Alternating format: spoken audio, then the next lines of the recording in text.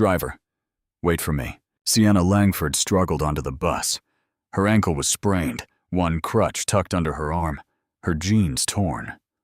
Only one seat remained. She reached for it. Then she saw him. An elderly man stood at the door, his trembling hand gripping the handrail, muttering as he searched for somewhere to sit. No one moved to help him. She glanced at her swollen knee, then back at him. She did not hesitate. Sir, please take this seat. Oh, I couldn't. I insist. Sit here. He sat down. Tears welled in his eyes. His voice shook. You remind me of someone good. Her knees nearly gave way. She gripped the handrail tightly, bit her lip, and said nothing. She did not know who this man was, and she had no idea that one small act of kindness could open a door she had never known existed. She stepped off the bus a couple of stops early. Her ankle could no longer bear the standing. The crutch dug into her armpit with every step. She limped down the street, past the check-cashing place, past the laundromat with its flickering sign, past two children drawing rockets on the sidewalk with chalk. The evening air in South Philadelphia carried the scent of fried onions and wet concrete. She knew every crack in that pavement. Her building stood at the end of the block, 4 stories of brick the color of rust. The front door had not locked properly in months. On the entrance wall hung a printed eviction notice, not hers, but a neighbor's. Mrs. Vargas, 3rd floor, 2 children under 6. Sienna stopped, read it, pulled it down, folded it carefully, and slid it under the door with a note. Don't panic. Call legal aid first thing. She did not knock. She did not wait. She simply turned and began the climb. Studio apartment, 4th floor, no elevator. 1 step at a time. Crutch first, good foot next, swollen ankle last. She counted every single step.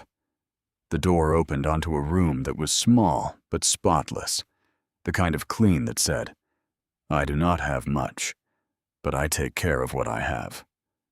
A shelf of library books, a second-hand lamp, 1 framed photo on the nightstand, a woman with Sienna's exact smile holding a baby girl in a yellow blanket.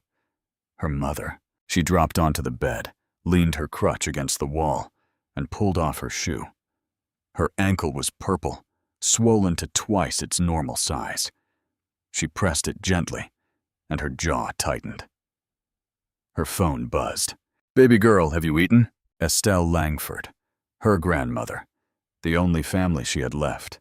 Yes, Grandma, I ate. She had not. You sound just like your mama used to. All brave on the outside, falling apart on the inside.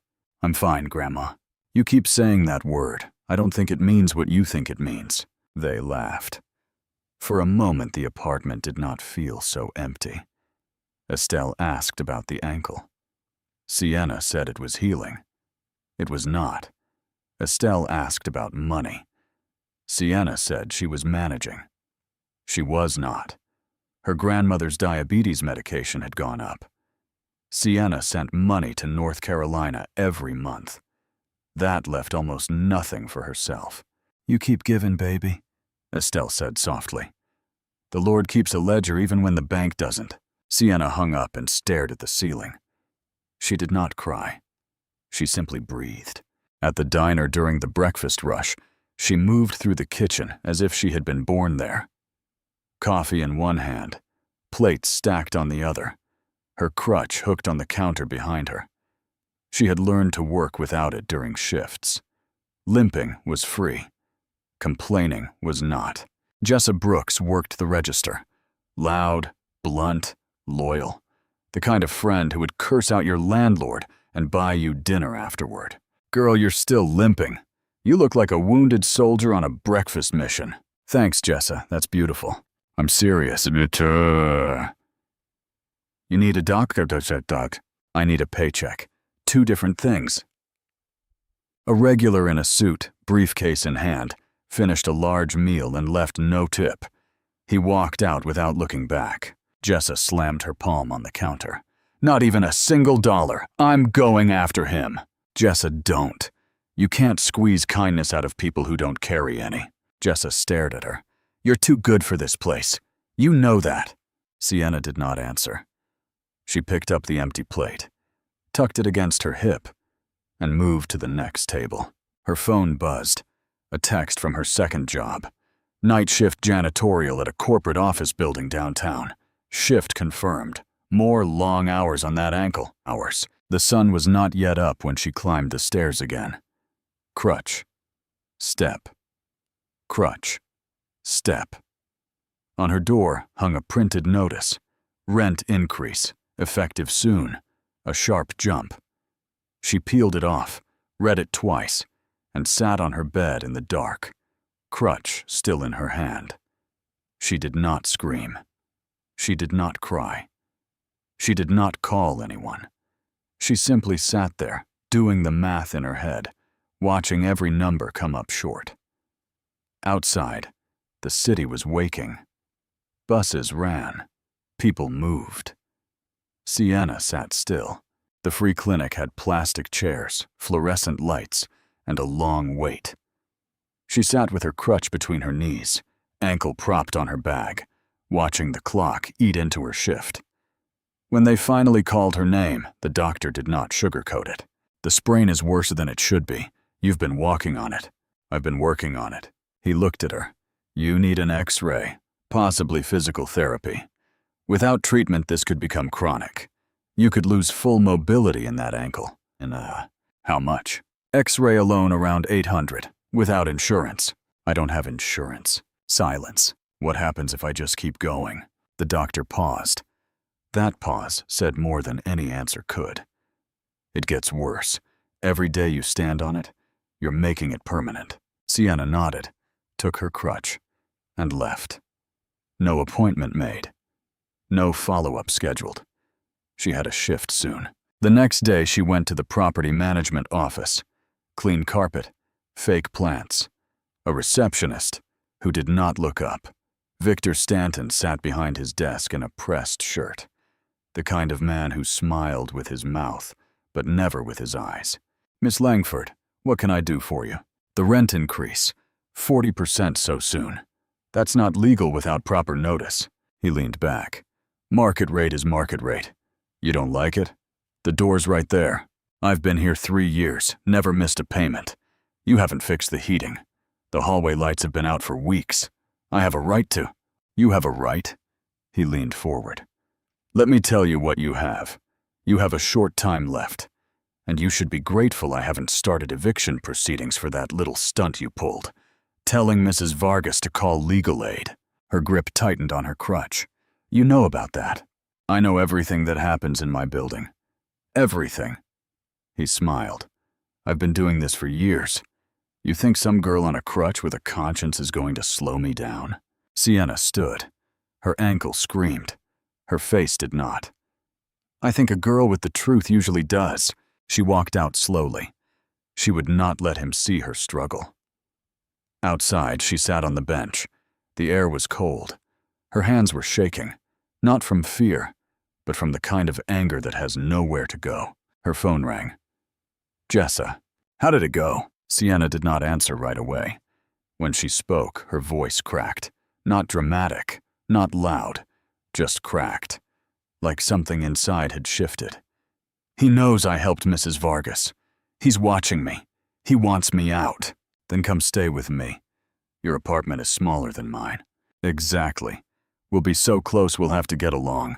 They laughed, but it fixed nothing, and they both knew it. Sienna laid it all out. The ankle, the clinic, the rent, Stanton, every wall closing in at once. Jessa went quiet. Then, you don't deserve this. You know that, right? Sienna did not answer. Not long after. Same bus route. Same seat empty this time. She sat down, rested her crutch against the window, closed her eyes, and let the engine vibrate through her bones. For the first time in days, she sat without thinking about what came next. Across town, a different world entirely. A glass-walled penthouse office high above the city. Fresh flowers on the desk, a view of the entire skyline. Claire Whitmore sat behind a desk that cost more than a year's rent. Her phone rang. A care facility. "Ms. Whitmore, your father wandered off again. He was found riding a city bus across town. He's safe now, but he keeps talking about someone. A girl. He says she gave him her seat. He says she stood for him." Claire paused. "What girl?" "We don't know. He can't remember her name. He just keeps repeating the same thing. The girl who stood." Claire set down her pen and looked out at the city. Somewhere out there, on some bus route, was a girl her father could not stop talking about. "Find her." Claire Whitmore did not wait. Quickly, a private investigator pulled the transit camera footage from the route. The clip was only a few minutes long. No sound, just a grainy, wide-angle shot of a crowded bus. Claire watched it at her desk. A girl on a crutch climbs aboard. She finds the last seat. She starts to sit. Then she sees an old man, confused, trembling, alone. She stands back up and gives him the seat. He grabs her hand. She does not pull away. The bus moves. She holds the pole with one arm, balances on one good foot, and stays with him for a few stops. She steadies him when the bus lurches. She talks to him. Nobody else moves. Claire watched it twice. Then she watched it a third time, slower. She paused on the moment the girl looked at her own ankle, then head back at the old man.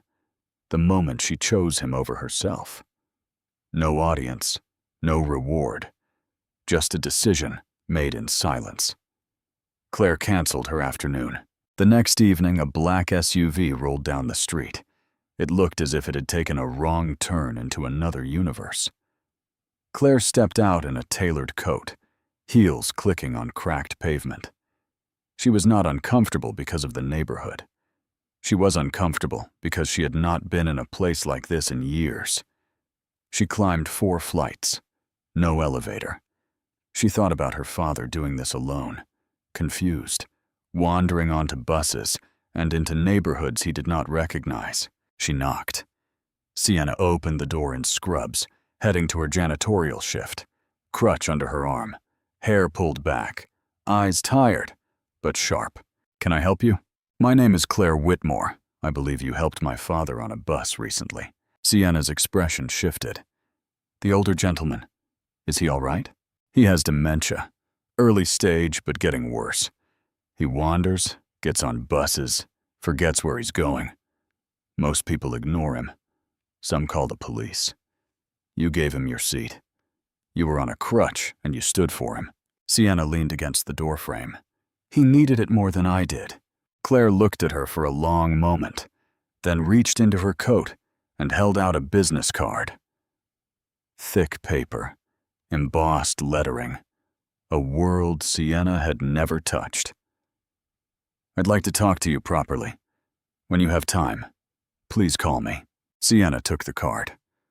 Claire nodded, turned, and walked back down the 4 flights without another word. Sienna stood in the doorway, turning the card in her fingers. She closed the door and called Jessa. "Some woman just showed up at my apartment. Said I helped her father on a bus." "Okay," and she gave me her card. Claire Whitmore. Jessa went quiet. Then came the sound of fast typing. "What?" "Claire Whitmore. Whitmore and Callahan Holdings. This woman is worth $800 million. Silence. "Girl. 800 million with an M." Sienna looked at the card, looked at her crutch leaning against the wall, looked at the rent increase notice still sitting on her nightstand. She did not call. Not yet. That night she called Estelle instead. "Grandma, something strange happened today." She told her everything. Estelle listened without interrupting. Then, "Baby, if someone powerful comes knocking and they come with manners, at least hear what they have to say.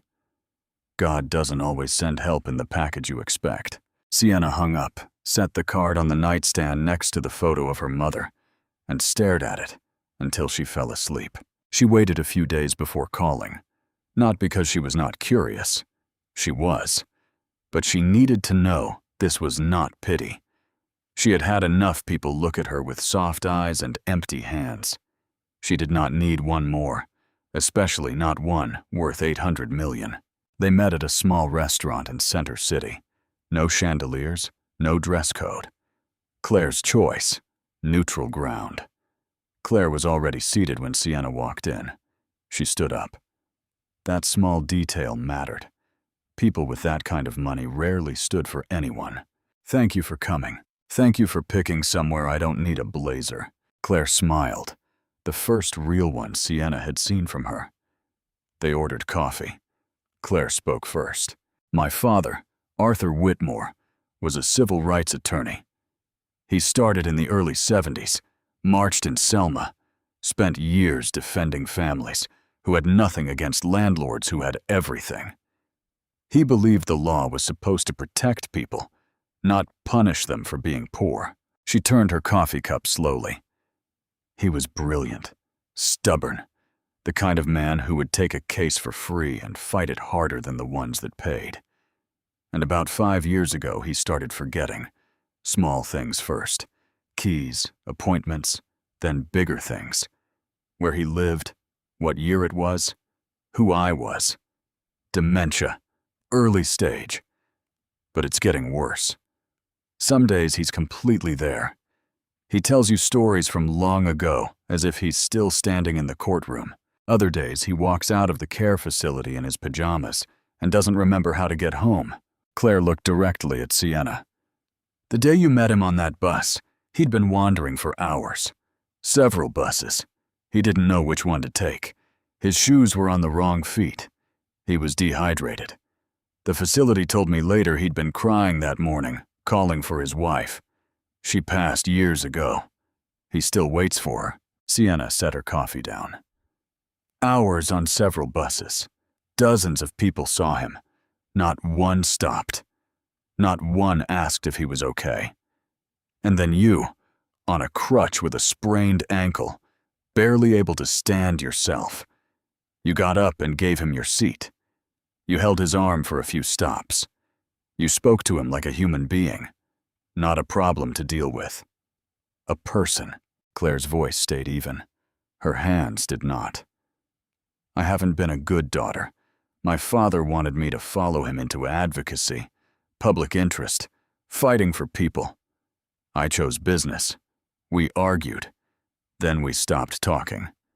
I kept telling myself there was time. Then the dementia came, and some days he looks at me and doesn't know my name. She straightened in her chair. You showed him something I haven't given him in years. I'm not here to pay you for that. I can't. But watching that bus footage reminded me of who he used to be, and who I forgot to become. Sienna did not rush to fill the silence. She sat with it the way people do when they know some words need room to land. So what exactly are you offering? She asked. Claire placed a folder on the table. Whitmore and Callahan is launching an affordable housing initiative.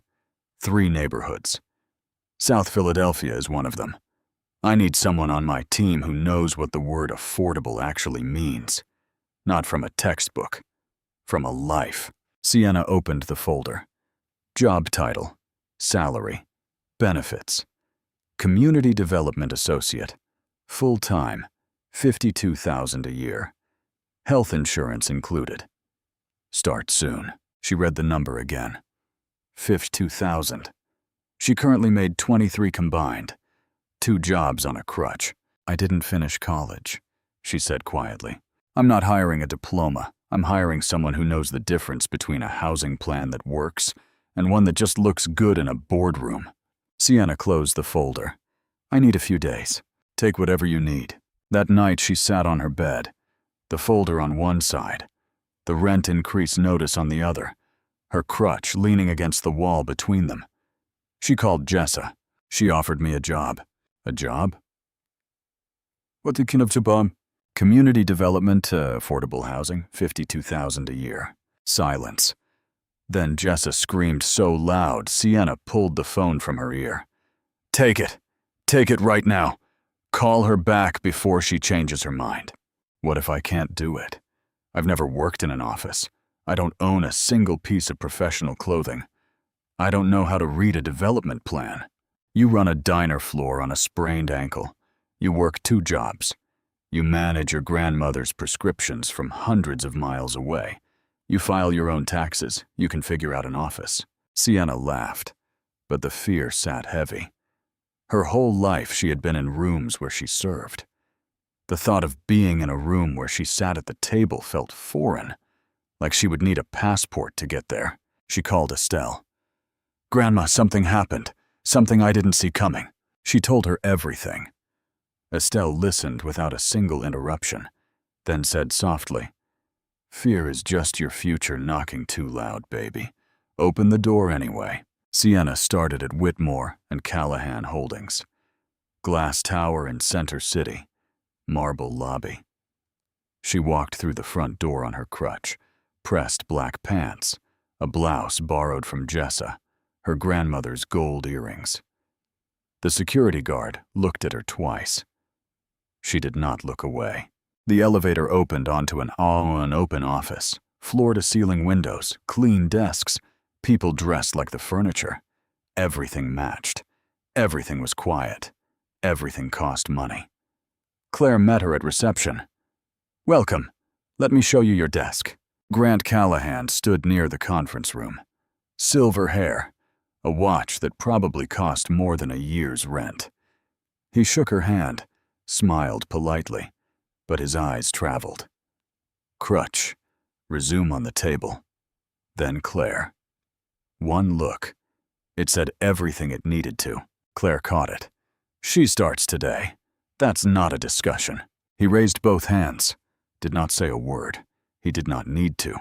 Sienna's desk sat near the window. The view stretched across the entire city. Rooftops, bridges, the river, and somewhere down there, the neighborhoods she had walked her whole life. She had never seen them from up here. She took out her phone, snapped a photo, and sent it to Estelle. A moment later, Estelle replied, "Your mama is smiling right now, baby. I know it." Sienna set the phone down, looked at the view, looked at her crutch resting against a desk with her name on a placard. She took a breath and got to work. She learned fast. Not because she had experience, she did not, but because she paid attention the way people do when they know the chance might not come again. She read reports at night, asked questions in meetings that made the senior staff pause. She walked the neighborhoods the firm was targeting for development, the same blocks she had grown up on, and she saw things the spreadsheets could not show. A daycare that would be displaced, a grocery store that was the only one for blocks, an elderly couple who did not speak English and had no idea a developer was circling their building. One afternoon, she found a proposal for a new affordable housing unit priced at $1,800 a month. She circled the number in red and left it on Claire's desk with one line written in the margin. Affordable for who? Claire read it, said nothing, and revised the entire plan. Not long after, Claire invited Sienna to visit Arthur at his care facility. It was a good day, one of the clear ones. He was sitting by the window, dressed neatly, hands calm. When Sienna walked in, he looked up. His face changed. "I know you." "Hi, Mr. Whitmore. You're the girl who stood." She sat beside him. He held her hand the way he had on the bus, gently, like holding something he was afraid to lose. They talked. He told her about a case from long ago. A family, a mother and 3 children, lost their home to a landlord who falsified lease violations. He took the case pro bono. Fought it for months. Lost.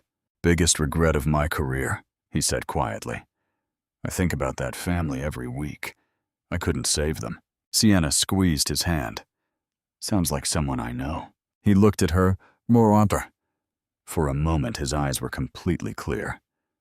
"Don't lose yours." That evening, she scheduled her first physical therapy appointment.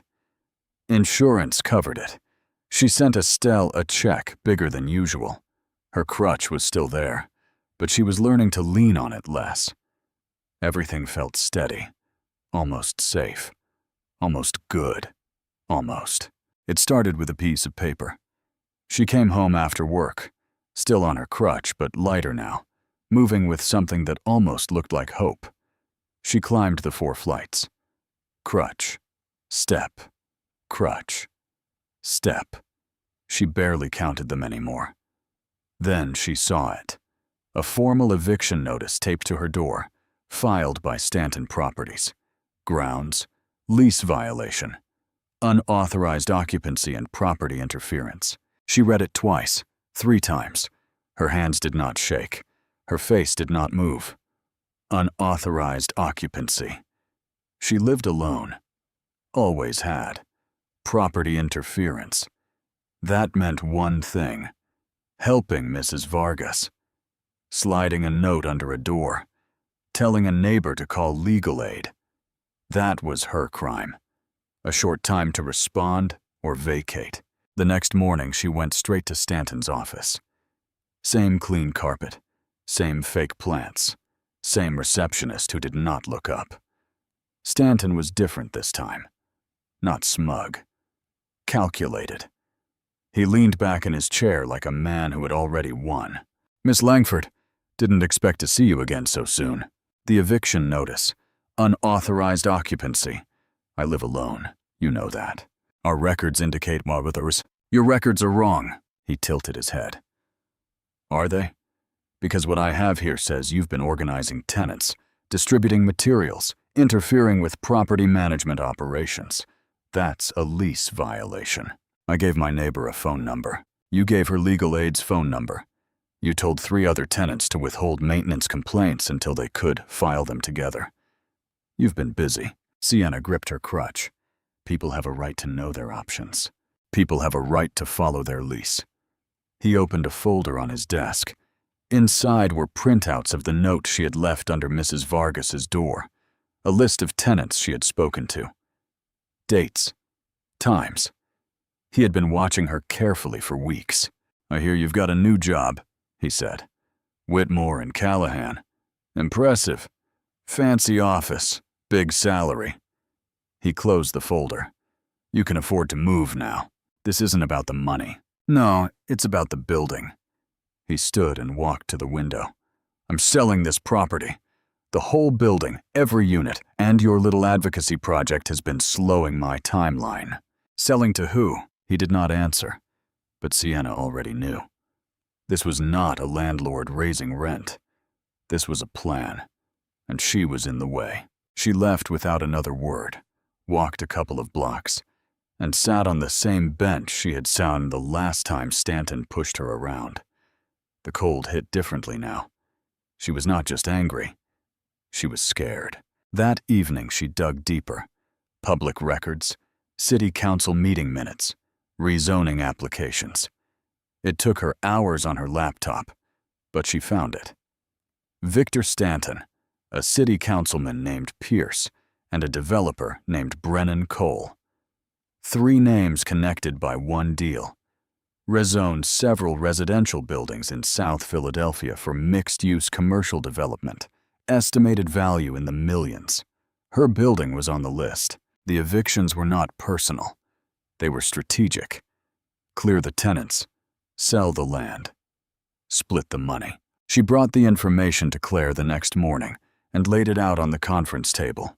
Documents, rezoning filings, the eviction notice. Claire read through it slowly. Her face tightened. "This is predatory. Textbook displacement. I know. But if we go after Stanton directly, it looks like corporate interference. A big company bullying a small property manager. The press would eat us alive, and it would kill the housing initiative before we even break ground. So what do we do?" Claire looked at her. "We have to be smart. I want to help, but I can't blow up everything we're building." Grant Callahan appeared in the doorway. He had been listening. "This is a personal matter. It shouldn't involve the company." Sienna looked at him, then at Claire. The silence between them said more than any argument could. She left the folder on the table, walked back to her desk, sat down, and stared at the city she had never been able to see from above until recently. It was still the same city, and it still worked the same way. 2 days later, it got worse. Stanton filed a formal complaint with Whitmore and Callahan's HR department. The allegation: Claire Whitmore had hired Sienna improperly, personal favoritism, no formal recruitment process, and a conflict of interest.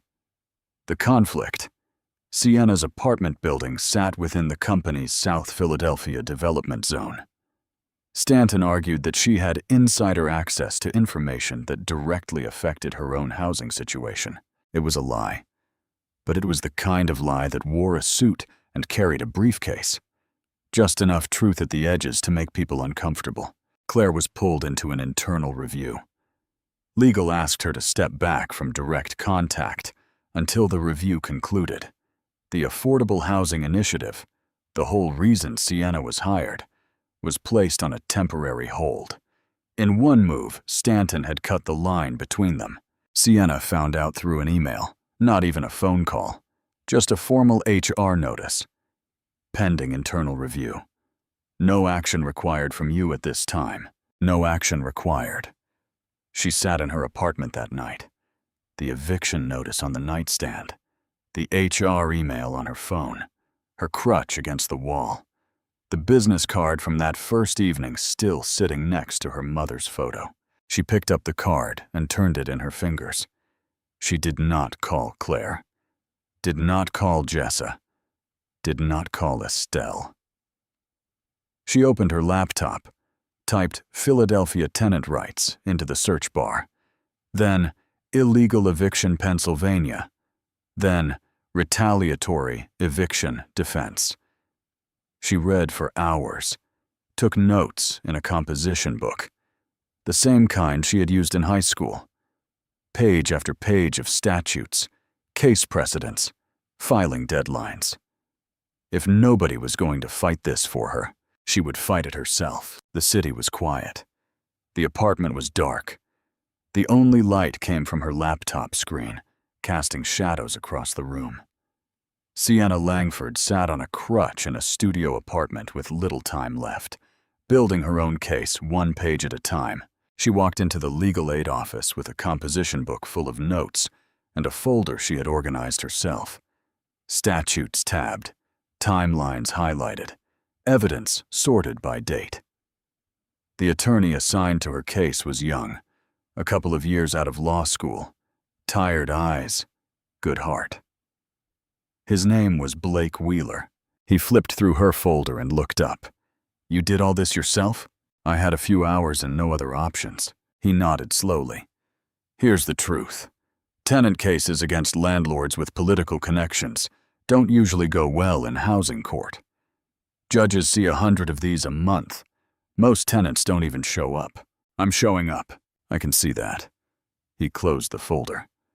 "But we're going to need more than your case. If Stanton is doing this to you, he's doing it to others. We need a pattern." That weekend, Sienna went door to door. Apartment 2B, a retired bus driver whose heat had not worked for months. He had filed 3 maintenance requests, all ignored. Apartment 3A, Mrs. Vargas, 2 children. She had received her own eviction notice after calling legal aid. Same language, same fabricated grounds. Apartment 3C, a single mother of 4 who had been charged a $500 inspection fee that did not exist in her lease. When she refused to pay, Stanton threatened to report her to Child Services, Apartment 4. An elderly man, 81 years old, partially deaf, who had signed a rent increase he did not understand because nobody explained it to him. Sienna sat with each of them, listened, wrote everything down, collected copies of leases, letters, photos, cracked walls, mold in bathrooms, exposed wiring covered with tape. She organized it all. Same composition book, same careful handwriting. 12 tenants, 12 stories, 1 pattern. She brought it back to Wheeler. He looked through it for a long time. "This is good. This is really good." Jessa came through next. A regular at the diner, a clerk from City Hall, sat at the counter one morning talking on his phone. Jessa was wiping tables nearby and heard a name she recognized. Stanton. She stopped wiping. The clerk was talking about a rezoning application. Fast-tracked, unusual approval. Connected to a councilman named Pierce and a developer named Brennan Cole. Several buildings already cleared, more pending. Sienna's building was one of them. Jessa said nothing. She pulled out her phone under the counter and typed every word she could catch. Names, dates, building addresses. She texted Sienna that afternoon. Got something. Call me when you're off. Don't ask how I got it. That evening, they spread it all out on the bed. Jessa's notes, Sienna's evidence, Wheeler's legal research, the public records Sienna had already pulled. Everything pointed to the same conclusion. Stanton was not just a bad landlord. He was part of a coordinated effort to displace tenants for profit, with political cover. The following week, Claire called. The internal review had concluded. She was cleared. No wrongdoing, no favoritism, no conflict of interest. The housing initiative was back on track. She met Sienna at a coffee shop, not the office, somewhere private. I couldn't reach out during the review. I'm sorry. You don't need to apologize. You had your own fight. Claire paused. I can't go after Stanton publicly. Not yet. If Whitmore and Callahan gets involved directly, it gives him exactly what he wants. A story about a big corporation crushing a small business owner. But I can do this. She slid a card across the table. A name. A phone number. Our firm's pro bono legal team, off the record. They'll work with your legal aid attorney. And I'm giving you access to public housing records that show Stanton's history. This isn't his first building. He's done this at least 3 times before. Sienna took the card. Why are you doing this? Claire looked at her. My father spent his life fighting men like Stanton. I spent mine pretending those men didn't exist. She picked up her coffee. You reminded me that they do. Sienna visited Arthur. He was sitting in the garden at the facility, face turned toward the sun. Not a clear day. He did not recognize her right away. But when she sat beside him and took his hand, he did not let go. They sat in silence for a long time. Then Arthur spoke quietly, to no one in particular. Someone has to stand. Someone always has to stand. Sienna held his hand tighter. She did not say anything. She did not need to. Philadelphia Housing Court. Early morning. The room was small. No cameras, no gallery, no drama. Just fluorescent lights, a wooden bench, and a judge's desk that had seen thousands of cases, and forgotten most of them. Judge Samuel Bennett presided. Reading glasses, the kind of face that had stopped being impressed a long time ago. Stanton sat on one side with his attorney, a man in a dark suit who carried himself like this was routine, because for them it was. Evict, file, win, move on. They had done it before. Sienna sat on the other side, Crutch leaning against the table, composition book in front of her. Blake Wheeler beside her, young, underpaid, but prepared. Behind her in the last row sat Mrs. Vargas, the retired bus driver from 2B, the single mother from 3C, the elderly man from 4B. They had not been asked to come.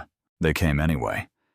Jessa sat behind them, arms crossed, jaw set. Stanton's attorney went first. Calm, professional, almost bored. Your Honor, the respondent has violated the terms of her lease on multiple occasions. She has engaged in unauthorized distribution of materials to other tenants. She has interfered with property management operations. She has encouraged collective action that disrupts the orderly management of the building.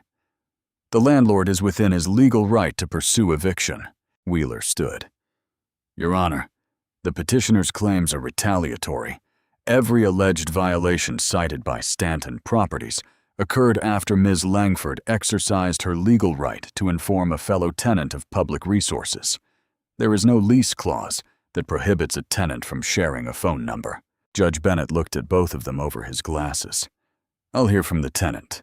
Sienna stood, picked up her crutch, and walked to the front of the room slowly. She set the composition book on the edge of the desk and opened it. She did not raise her voice. She did not perform. She spoke the way she always did, clear, steady, like someone who had practiced the truth so many times it came out effortless. Your Honor, I've lived in that building for 3 years. I've never missed a rent payment, not once. I work 2 jobs, a diner and a night janitorial shift. I pay my rent before I buy groceries. She opened her folder. In 3 years, I have submitted 9 maintenance requests, 2 for heating failures, 3 for plumbing, 1 for a broken lock on the building's front entrance, 1 for exposed wiring in the hallway. Not one has been addressed. She placed the documents on the table. Photos, maintenance logs, copies of every request, dated, signed, unanswered. The rent increase I received was issued with far too little notice. The law requires more. That increase is not legal. She placed the notice on the table. I also spoke with 12 other tenants in the building. Their experiences are the same. Ignored requests, fabricated fees, threats of eviction when they asked questions. She placed the tenant testimonies on the table one by one. 12 folders, each labeled, each signed. Stanton's attorney shifted in his seat. Stanton did not move, but the color left his face slowly, like a tide pulling back. Wheeler stood again. Your Honor, we have one additional piece of evidence. He placed a laptop on the table and pressed play. The transit camera footage from the bus route. No sound, just the image. A crowded bus, a girl on a crutch, an old man at the door. She gives him her seat, holds his arm, stays standing on a swollen ankle for a few stops, while the rest of the bus looks at their phones. This footage, Wheeler said, was shared in a local community group on social media. Within a day of the post gaining attention, Mr. Stanton filed an HR complaint against Ms. Langford's employer, Whitmore and Callahan Holdings, alleging favoritism and conflict of interest. He pulled up the dates side by side. The social media post, Stanton's HR complaint the next day, the eviction notice filed shortly after. Not because she violated her lease, because she suddenly had a connection to someone powerful, and Mr. Stanton needed her gone before that connection could be used against him. Wheeler looked at the judge. This is not a lease violation, Your Honor. This is retaliation. The room was still. Stanton's attorney asked for a recess. Judge Bennett did not blink. Denied. Then the courtroom door opened. Claire Whitmore walked in. Not in a power suit, not with an entourage, just a coat, a folder under her arm, and the look of a woman who had made a decision she was not going to unmake. She took the witness stand. Ms. Whitmore. You are here voluntarily. I am, Your Honor. State your relationship to the respondent. Sienna Langford is an employee of Whitmore and Callahan Holdings. I hired her personally. On what basis? Claire paused, looked at Sienna, then back at the judge. I hired her because she is the only person in this city who saw my father, a 74-year-old man with dementia, lost on a bus, unable to remember his own address, and treated him like he mattered. She didn't know who he was. She didn't know who I was. She was injured, exhausted, on her way to one of 2 jobs that barely covered her rent. And she gave him her seat. The courtroom was silent. Sienna Langford did not come to my company because she needed saving. She came because she had something we needed: perspective, integrity, the willingness to stand up when it costs you something. Claire looked directly at Stanton, then at the judge. Kindness is not weakness. It is the rarest kind of courage. Nobody spoke. Nobody moved. The only sound was the court reporter's fingers pausing on the keys. Judge Bennett removed his glasses, set them on the desk, looked at the evidence, looked at Stanton, looked at Sienna. Eviction dismissed. The petitioner's claims are without legal merit and are consistent with retaliatory action against the tenant. He picked up his pen. Stanton Properties is hereby ordered to undergo a full inspection by the Philadelphia Housing Authority. The rent increase is voided.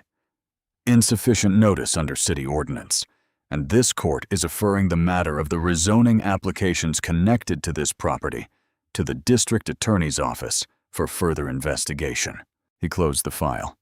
We are adjourned. Stanton stood. His attorney whispered something to him. He did not respond. He picked up his briefcase and walked out of the room without looking at anyone. Sienna stood in the hallway outside the courtroom. Her hands were shaking. Her crutch was trembling against the floor.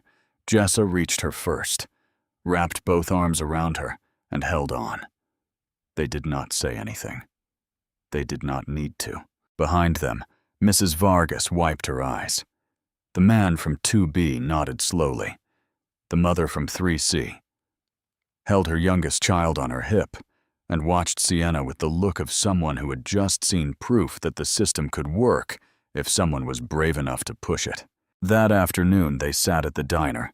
Claire, Sienna, and Jessa in a booth by the window, coffee in mismatched mugs. Claire looked around at the vinyl seats, the cracked tile, the menu board with letters missing. She picked up her mug and took a sip, as if she had been coming here for years. Jessa brought her a slice of pie she had not ordered. On the house, consider it a legal victory discount. Claire laughed. Sienna had not heard her laugh like that before. Loose, unguarded, real. Claire set down her fork. We're expanding the Community Development Division. I want you to lead a new program, tenant advocacy, embedded directly into our housing projects. Before we build, before we break ground. Someone sits with the people already living there and asks the questions nobody else asks. Sienna looked at her. You want me to be the person who says, affordable for who? Every single time. She looked out the window at the same street she had walked 1,000 times. The same bus stop where she had climbed aboard with a crutch and a sprained ankle and $38 in her pocket. Okay, she said. Yeah, okay. Jessa slapped the table. That's my girl. Time passed. Sienna started physical therapy twice a week, covered by insurance. The swelling went down. The pain faded. One morning, she walked from her apartment to the bus stop without the crutch. Just walked. 2 good feet on solid ground. She stood at the stop, looked down at her ankles, and almost laughed. Estelle flew up from North Carolina, the first time she had ever visited Philadelphia. Sienna picked her up at the airport. No crutch, new coat, same earrings Estelle had lent her on her first day at the office. They went to Whitmore and Callahan. Estelle stood at Sienna's desk, touched the window, and looked out at the city spread below them. Every rooftop, every street, the whole world Sienna had grown up in, seen from above for the first time. Your mama would have stood on that bus too, you know. I know, Grandma. That's why I did. Estelle did not say anything else. She just held Sienna's hand and looked at the view. At the care facility, Arthur was sitting in his chair by the window. Not a clear day. His eyes were distant. His hands rested in his lap as if they had forgotten what to do. Sienna walked in. No crutch. He looked up. He did not say her name. He did not remember it, but he smiled. You're the one who stood. Sienna sat beside him and took his hand. Yeah, Mr. Whitmore, I'm the one who stood. They sat together until the light moved across the floor and the room turned gold. In the months that followed, Sienna's tenant advocacy program helped 130 families in South Philadelphia stay in their homes. 130 doors that did not close. Mrs. Vargas's apartment had working heat for the first time in years. Her children slept without coats on. The retired bus driver in 2B got his plumbing fixed. He sent Sienna a thank you card written in shaky handwriting. She pinned it above her desk. Stanton Properties was under investigation. Victor Stanton's property management license was suspended. Brennan Cole's rezoning deal was dead. The councilman named Pierce quietly resigned from the housing committee. No press conference, no statement. Just gone. Claire and Arthur reconnected. She visited him every week. Some days he knew her, some days he did not. But she showed up every time. On the bus one evening, same route. Sienna stood near the back, not because there were no seats. There was one open right next to her. A pregnant woman stepped on. Tired eyes, heavy bag, looking for somewhere to sit. Sienna smiled. Here. Take my seat. The woman sat down. Thank you. Of course. Sienna stood. 2 good feet. No crutch. The bus moved forward. Outside the window, the city passed by. The same streets, the same blocks, the same world. But something was different now. Someone had stood, and it mattered. Kindness is not weakness. It is literally the bravest thing you can do. One small act, just one, can change everything. Do not sleep on being good to people. For real. For real. The universe is watching even when nobody else is. Kindness is not weakness. It is literally the bravest thing you can do. One small act, just one, can change everything.